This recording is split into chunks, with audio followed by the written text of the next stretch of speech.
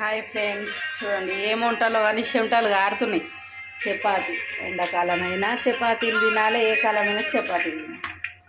చూడండి చెమటలు, వంటలు చెమటలు కారుతున్నాయి. ఎండాకాలం వంట చేసుడు కష్టం. మా అక్క అయితే ఫ్యాన్ పెట్టుకొని మరి రొట్టెలు చేస్తుంది, నేనేమో కాలుస్తున్నా, ఆమెనేమో ఫ్యాన్ పెట్టుకొని చేస్తుంది, నాకేమో ఫ్యాన్ లేదు, చెమటలు కారుతున్నాయి. చూడండి పాటలు పెట్టుకొని మరీ చేస్తున్నాం వంటలు. నచ్చితే లైక్ చేయండి.